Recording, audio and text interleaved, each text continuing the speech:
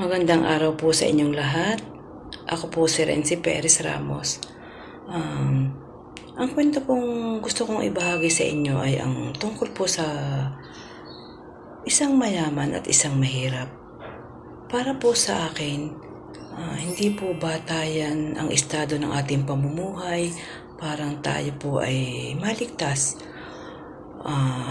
Dahil po, ang kinalulugod po ng ating Panginoon, ito po yung mga bagay na tinitingnan niya, kung ano po ba yung ating nagawa sa lupa nung tayo nabubuhay pa.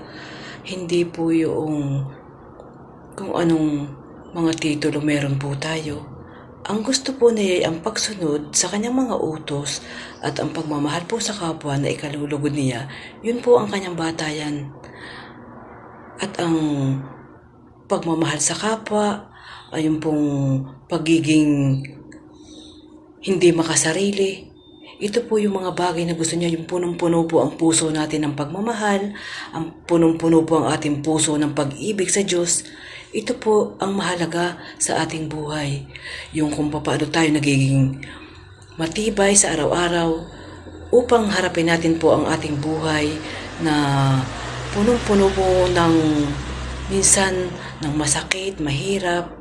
Ito po yung para sa akin, mahirap ka man kung ikaw naman po ay punong-puno ng pananampalataya. Ito po ang kanyang gusto o ikinalulugod. Pero meron po tayo minsan na mga kapwa na mayaman.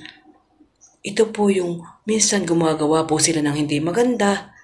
Alam naman po natin na ang paggawa ng maganda, hindi po nagugustuhan ng ating Panginoon. At minsan po kung sino po yung mahirap, sila pa po yung may mga pusong mapagmahal at matulungin na kahit sila ay naghihikahos na or nahihirapan sa buhay, sila pa po yung may mga pusong busilak na tumulong sa ating kapwa. Kaya po para sa akin, ang pagmamahal sa Diyos ay maiipakita natin kung paano natin minamahal ang ating kapwa.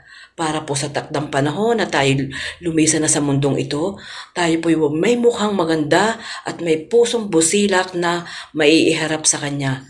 Yun po yung gusto kong maibahagi na hindi po material na bagay ang para tayo masabing mayaman. Para po sa akin, kung puno ka ng pananampalataya at ang pagsisisi sa ating mga kasalanan at ang pagtalikod sa masama, ito po yung mga bagay na ikinalulugod ng ating Panginoon. Yun lang po at marami pong salamat.